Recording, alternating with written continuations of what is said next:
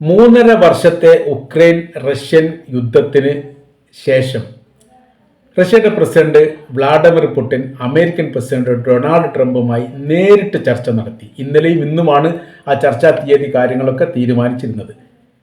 അടുത്ത ചർച്ച മോസ്കോയിലാണ് എന്ന് പുടിൻ പറയുകയും ചെയ്തു. ചർച്ചയുമായിട്ട് ബന്ധപ്പെട്ട് അന്താരാഷ്ട്ര മീഡിയകൾ വലിയ പ്രാധാന്യമാണ് ഈ വിഷയത്തിന് കൊടുത്തിരിക്കുന്നത്. ഇത് എവിടെ എത്തിയിട്ടുണ്ട്, എന്തായിട്ടുണ്ട്, യുദ്ധം അവസാനിച്ച പല ചോദ്യങ്ങളും സംയുക്തമായിരിക്കുന്ന പത്രസമ്മേളനവുമായിട്ട് ബന്ധപ്പെട്ട് റഷ്യയുടെ പ്രസിഡന്റിനോട് അമേരിക്കൻ പ്രസിഡന്റിനോട് പത്രക്കാർ ചോദിച്ചു. കൂടുതൽ മറുപടി പറഞ്ഞത് പുടിനാണ്. അമേരിക്കൻ പ്രസിഡന്റ് വല്ലാതൊന്നും മറുപടി പറയാൻ വേണ്ടി സാധിച്ചിട്ടില്ല എന്നൊരു പ്രത്യേകതയുണ്ട്. അന്തിമ കരാർ റഷ്യയിൽ വെച്ച് നമുക്കുണ്ടാക്കാം എന്നൊരു പരാമർശം പുടിൻ പറഞ്ഞു. അത് ട്രംപ് സ്വീകരിക്കുകയും ചെയ്തു. വേറെ വഴികളൊന്നുമില്ല, സ്വീകരിക്കല്ലാതെ. നാറ്റോയിൽ അംഗത്വം എടുക്കുന്നത് സംബന്ധമായിരിക്കുന്ന നിലപാടാണ് ഈ യുദ്ധത്തിൻ്റെ ആരംഭം എന്നുള്ള കാര്യം നമുക്കറിയാവുന്നതാണ്. നാറ്റോയിൽ ഉക്രൈന് അംഗത്വം നൽകുന്നത് ഭാവിയിൽ റഷ്യക്ക് സാരമായി ബാധിക്കുമെന്നത്, അംഗത്വം റദ്ദ് ചെയ്യണം എന്നുള്ളതും അത് സ്വീകരിക്കാൻ പാടില്ല എന്നുള്ളതുമായിരുന്നു പുടിൻ്റെ നിലപാട്.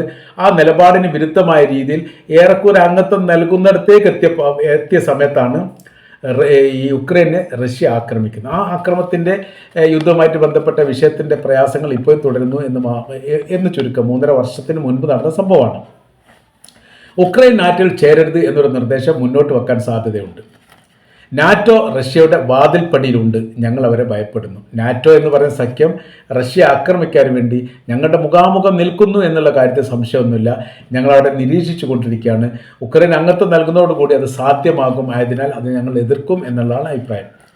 നാറ്റോയ്ക്കുള്ള സഹായം അമേരിക്ക പിൻവലിക്കണം എന്നുള്ള നിർദ്ദേശം ഒരുപക്ഷെ പുടിൻ വെച്ചിട്ടുണ്ട് എന്ന് ചില മീഡിയകൾ പറയുന്നു. വെക്കാൻ സാധ്യതയുണ്ട്. വെക്കാന്ന് വെച്ചാൽ ഇപ്പോൾ മോസ്കോയിൽ നടക്കുന്ന ചർച്ചയുമായിട്ട് ബന്ധപ്പെട്ട് വെക്കാൻ സാധ്യതയുണ്ട് എന്ന് പറയുന്നു.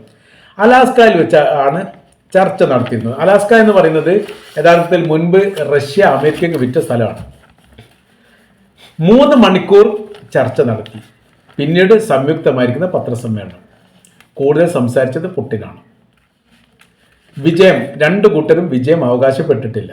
എന്നാൽ ചർച്ചയിൽ കൂടുതൽ പുടിൻ തിളങ്ങി എന്നുള്ളതും പുടിൻ്റെ നിലപാടുകൾ ഉറക്കെ കേട്ടു എന്നുള്ളതും ഒരു പ്രത്യേകതയായിട്ട് പറയുന്നു. അതിന് ഒരു മറുവശം പറയാനുള്ള കാരണം, ഉക്രൈൻ്റെ പ്രസിഡന്റ് വ്ളാഡിമിർ സെലൻസ്കിയുമായി അമേരിക്കയുടെ പ്രസിഡന്റ് ട്രംപ് ന്യൂയോർക്കിൽ വെച്ച് ചർച്ച നടത്തിയപ്പോൾ വളരെ മോശമായിരിക്കുന്ന പ്രതികരണമാണ് ഉക്രൈൻ്റെ പ്രസിഡന്റിന് ട്രംപിൻ്റെ ഭാഗത്തുനിന്നുണ്ടായത്. ആൾക്ക് വലിയ മാനസികപരമായിരിക്കുന്ന പ്രയാസം പോലും ഉണ്ടായിട്ടുണ്ട്. തിളങ്ങി മറിയുകയായിരുന്നു അവിടെ ട്രംപ്. മുൻപത്തെ പോലെയൊന്നുമല്ല, ഇപ്പോൾ ക്രൗഡമായിരിക്കുന്ന രീതികളൊന്നുമില്ല. ഏറെക്കുറെ പദം വന്ന രീതിയിലാണ് ട്രംപിൻ്റെ ഭാഗത്തു നിന്നുള്ള നിലപാടുണ്ടായത് എന്നുള്ളതാണ്. വിദേശ മന്ത്രിമാർ ഇവരോടൊപ്പം ഉണ്ടായിരുന്നു ചർച്ച ചെയ്യാൻ വേണ്ടിയിട്ട്. സെലൻസ്കി ഭരണം ഒയ്യണം എന്നുള്ള ഒരു അഭിപ്രായം മുന്നോട്ട് വെച്ചിട്ടുണ്ട് എന്ന് ചില പരാമർശങ്ങൾ കാണാൻ വേണ്ടി പറ്റുന്നു. 3 മണിക്കൂർ അടച്ചിട്ട റൂമിൽ വെച്ചാണ് ചർച്ച നടത്തിയത്. വളരെ കുറഞ്ഞ കാര്യങ്ങൾ മാത്രമേ പുറത്തു വന്നിട്ടുള്ളൂ നിലവിലെ സാഹചര്യത്തിൽ. സെലൻസ്കിയെ ചർച്ചയ്ക്ക് വിളിക്കണം എന്ന് ഈ യൂറോപ്യൻ രാജ്യങ്ങൾ ആവശ്യപ്പെട്ടിട്ടുണ്ട് എന്ന് അതിനോടനുബന്ധിച്ച് തന്നെ വന്നിട്ടുണ്ട്. അവർ ആളെയും കൂടി കൂട്ടിയിട്ടാണ് ചർച്ച ചെയ്യേണ്ടത്. കാരണം യുദ്ധം നടക്കുന്ന ഉക്രൈനാണ്. ഉക്രൈൻ്റെ പ്രസിഡന്റ് ഈ വിഷയമായിട്ട് ബന്ധപ്പെട്ട് അറിയാത്ത രീതിയിൽ ഒരു ചർച്ചാ കാര്യങ്ങളൊന്നും നല്ലതല്ല എന്നുള്ള ഒരു നിലപാട് പറഞ്ഞു. മുമ്പ് സൗദി അറേബ്യയിലായിരുന്നു ഈ വിഷയമായിട്ട് ബന്ധപ്പെട്ട് ചർച്ച നടത്തിയത്. അവിടേക്കും സെലൻസ്കി എത്തിയിരുന്നു. എന്നാൽ അവിടെ റഷ്യൻ പ്രസിഡന്റ് എത്തിയിരുന്നില്ല. റഷ്യൻ പ്രസിഡന്റ് എത്തിയാൽ സെലൻസ്കി എത്തൂല. ഈ രീതിയിലുള്ള സ്ഥിതിക്ക് മാറ്റം വരണം എന്നുള്ളതാണ്. അമേരിക്കയ്ക്ക് മേൽ റഷ്യ ആധിപത്യം സ്ഥാപിച്ച ദിവസമാണ് 2025 ഓഗസ്റ്റ് 15 എന്ന് ചില മീഡിയ റിപ്പോർട്ട് ചെയ്യുന്നു. ഇവിടെ നടത്തിയിരിക്കുന്ന ഈ സ്ഥലത്തെക്കുറിച്ചുള്ള പരാമർശം ഇതിൽ പറയുന്നുണ്ട്. ഈ പറയപ്പെട്ട സ്ഥലം, മീറ്റിംഗ് നടന്നു എന്ന് പറയുന്ന സ്ഥലം അവിടെ തന്നെ വേണം എന്നുള്ളത് റഷ്യയുടെ പ്രസിഡന്റ് തന്നെയാണ് പറഞ്ഞത്. ആ സ്ഥലത്തെക്കുറിച്ച് ഇതിന് മുൻപ് തന്നെ വലിയ രീതിയിലുള്ള വിമർശന കാര്യങ്ങളൊക്കെ ഉണ്ടായിരുന്നു. അലാസ്ക എന്ന് പറയുന്ന പ്രദേശം, ആ പ്രദേശത്ത് വെച്ച് കുറച്ചുകൂടി സുരക്ഷിതത്വം കിട്ടാൻ വേണ്ടി സാധ്യമാണ്. അതായത് റഷ്യയുടെ അതിർത്തിയുമായിട്ട് പങ്കിടുന്ന അതിർത്തിയുടെ മേഖലയിൽപ്പെട്ട സ്ഥലമാണ് ഈ പറയപ്പെട്ട ഈ അലാസ്ക എന്ന് പറയുന്ന സ്ഥലം. അപ്പോൾ $7.2 മില്യൺ 1867 അമേരിക്ക USSRൽ നിന്ന്, അതായത് ഇപ്പോഴത്തെ റഷ്യയിൽ നിന്ന് വിലക്ക് വാങ്ങിയതാണ്. ഇപ്പോൾ അമേരിക്കയുടെ 49ാമത്തെ സംസ്ഥാനമാണ്. ഇതിൻ്റെ ഒരു കടലിടുക്ക് മാത്രമാണ് ഈ പറയപ്പെട്ട അലാസ്കയും റഷ്യയും വേർതിരിക്കുക. എന്ന് വെച്ചാൽ റഷ്യയുടെ അതിർത്തി ഭാഗം തന്നെയാണ്.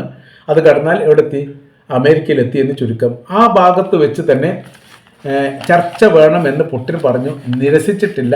ട്രംപ് അത് അംഗീകരിക്കുകയും ചെയ്തു. അതായത് സ്വീകരിച്ചതോടനുബന്ധിച്ച് പിന്നീട് ഒരു വിവാദം പുറത്തു വന്നത് 5 യുദ്ധവിമാനങ്ങൾ ആകാശത്ത് വട്ടമിട്ട് പറന്നു. രണ്ടുപേരും അങ്ങനെ ആകാശത്തേക്ക് നോക്കുന്നുണ്ട്. ട്രംപ് നോക്കുന്നുണ്ട്, അതേപോലെ തന്നെ ഈ റഷ്യയുടെ പ്രസിഡന്റ് പുടിൻ നോക്കുന്നുണ്ട്. രണ്ടുപേരും അങ്ങോട്ട് നോക്കി നിൽക്കുന്നുണ്ടെന്നാണ്. അകമ്പടിക്കായിട്ടാണ് ഈ വിമാനങ്ങൾ പറത്തിയത് എങ്കിലും പുടിനെ ഒന്ന് ഭയപ്പെടുത്തുക ഉദ്ദേശമാണ് എന്ന തരത്തിൽ ചില വിമർശനങ്ങളൊക്കെ അതിനോടനുബന്ധിച്ച് തന്നെ വന്നിട്ടുണ്ട്. പക്ഷേ പുടിൻ പ്രതികരിച്ചിട്ടൊന്നുമില്ല. പേടിപ്പിക്കാൻ വേണ്ടിയാണ് അദ്ദേഹം ഇങ്ങനെ ചെയ്തത് എന്നുള്ളത്, അതായത് ഞങ്ങൾക്ക് എന്തെങ്കിലും ചെയ്യാനൊക്കെ സാധിക്കും എന്നുള്ളത്. അപ്പോൾ ഇപ്പോഴത്തെ നിലവിലെ വിഷയം എന്ന് പറയുന്നത് എന്തായിട്ടുണ്ട് എന്ന രണ്ടു പേരുടെയും ചോദ്യം സിമ്പിളായ രീതിയിൽ മീഡിയക്കാർ ചോദിച്ചു. ട്രംപ് പറഞ്ഞു നോ ഡീൽ, കരാറൊന്നും ആയിട്ടില്ല എന്നുള്ളത്. പുടിൻ പറഞ്ഞു അണ്ടർസ്റ്റാൻഡിങ്, ഏകദേശം എല്ലാം മനസ്സിലായിട്ടുണ്ട് എന്ന് വെച്ചാൽ അതിനൊരു പരിഹാരം ഉണ്ടാകുന്നു എന്ന തരത്തിലാണ്. അപ്പോൾ ട്രംപിനെ സംബന്ധിച്ചിടത്തോളം ഒരു കൃത്യമായിരിക്കുന്ന മറുപടി പറയാൻ അയാൾക്ക് വേണ്ടി സാധിച്ചിട്ടില്ല. റഷ്യയുടെ പ്രസിഡന്റ് മുന്നോട്ട് വെച്ചിരിക്കുന്ന കർക്കശമായിരിക്കുന്ന ചില നിർദ്ദേശങ്ങൾ പാലിക്കാതെ യുദ്ധം അവസാനിക്കില്ലെന്ന് ട്രംപ് ഏറെക്കുറെ മനസ്സിലാക്കിയിരിക്കുന്നു. അതിലൊന്നാണ് വ്ളാഡിമിർ സെലൻസ്കി ഉക്രൈൻ്റെ പ്രസിഡന്റ് സ്ഥാനത്ത് നിന്ന് മാറുക എന്നുള്ളത്. അത് ഔദ്യോഗികമായിരിക്കുന്ന റിപ്പോർട്ടായിട്ട് ഇപ്പോഴും പുറത്തു വന്നിട്ടില്ല എന്നൊരു പ്രത്യേകതയുണ്ട്. രണ്ടാമത്തത് യൂറോപ്യൻ യൂണിയൻ അംഗത്വം നൽകുന്നതുമായി ബന്ധപ്പെട്ട കാര്യത്തിൽ എടുത്തു കളിയുക, അങ്ങനത്തെ ഒരു സംഭവം ഇല്ല എന്നുള്ള ഔദ്യോഗികമായിരിക്കുന്ന പ്രഖ്യാപനം നടത്തുക. മൂന്നാമത്തത് തങ്ങളുടെ അതിരുമായിട്ട് ബന്ധപ്പെട്ട ഭാഗത്ത് നിന്ന്, അത് യൂറോപ്യൻ രാജ്യമാണെങ്കിലും അത് അല്ലെങ്കിൽ അമേരിക്ക തന്നെയാണെങ്കിലും അമേരിക്ക ഇതിൻ്റെ ഇടയിൽ ഒരു കപ്പൽ, ആണവായുധം വഹിച്ചിരിക്കുന്ന ഒരു കപ്പൽ റഷ്യയുടെ അതിർത്തിയുമായിട്ട് ബന്ധപ്പെട്ട് വിന്യസിച്ചിരിക്കുന്നു എന്ന് അമേരിക്ക തന്നെ പ്രസ്താവിച്ചതാണ്. അതിന് തിരിച്ചടി എന്നോണം യൂറോപ്യൻ രാജ്യവുമായിട്ട് ബന്ധപ്പെട്ട് ഈ ആണവായുധ യുദ്ധക്കപ്പൽ റഷ്യ വിന്യസിച്ചതായിരിക്കുന്ന റിപ്പോർട്ടും പുറത്തു വന്നതാണ്. അപ്പോൾ അവർ ഇപ്പോൾ റഷ്യയെ സംബന്ധിച്ചത് അവർക്കാണ് പറയാനുള്ളത്, നിങ്ങൾ വിന്യസിച്ചിരിക്കുന്ന കപ്പലെടുത്ത് മാറ്റണം, ഇവർക്ക് അംഗത്വം നൽകുന്നതുമായിട്ട് ബന്ധപ്പെട്ട കാര്യങ്ങൾ ഒഴിവാക്കണം. അങ്ങനെ ഇവിടെ ശേഷിക്കുന്ന ഒരു വിഷയത്തിന് ട്രംപ് ഉത്തരം പറഞ്ഞിട്ടില്ല. ഇങ്ങനെയൊക്കെയാണ് കുറച്ച് കരാറ് കാര്യങ്ങളൊക്കെ അമേരിക്കയുടെ പ്രസിഡന്റിനോട് ട്രംപ് സംസാരിക്കുന്നു. ട്രംപ് അതെല്ലാം സ്വീകരിക്കുന്നു, കുഴപ്പമൊന്നുമില്ല, എല്ലാത്ത രീതിയിൽ ആ കാര്യങ്ങളൊക്കെ സ്വീകരിക്കുന്നു. അവിടെ ഒരു ചോദ്യം ബാക്കി വരുന്നുണ്ട്, അങ്ങനെയെങ്കിൽ യുദ്ധം അവസാനിക്കുമോ എന്നുള്ളത്. അപ്പോൾ യുദ്ധം അവസാനിപ്പിക്കാൻ സ്വാഭാവികമായിട്ട് അങ്ങനത്തെ വിഷയം കരാർ വ്യവസ്ഥ പാലിക്കുകയാണെങ്കിൽ യുദ്ധം അവസാനിക്കുന്ന കുഴപ്പമൊന്നുമില്ലല്ലോ, യുദ്ധം അവസാനിപ്പിക്കാം. അടുത്ത ചോദ്യം ഇതാണ്, നിങ്ങൾ പിടിച്ചെടുത്ത പ്രദേശം എന്ത് ചെയ്യും? ആ ചോദ്യത്തിന് മറുപടി പറഞ്ഞു എന്നാണ് അറിയാൻ വേണ്ടി സാധിക്കുന്നത്. ആ പ്രദേശം ഞങ്ങൾ വിട്ടുതരില്ല. അവിടെ പിന്നെ പ്രശ്നം സങ്കീർണമായി രണ്ടാം ഘട്ടത്തിലേക്ക് നീങ്ങാനാണ് സാധ്യത. കരാർ വ്യവസ്ഥകളൊക്കെ അംഗീകരിച്ചിട്ടാണെങ്കിലും റഷ്യൻ ഭാഷ സംസാരിക്കുന്ന റഷ്യയോടൊപ്പം ചേർന്ന് റഷ്യയുടെ ഭൂപ്രദേശത്തോട് ചേർന്ന് നിൽക്കുന്ന ഉക്രൈൻ്റെ പ്രദേശമാണ് തങ്ങൾ പിടിച്ചടക്കിയത്.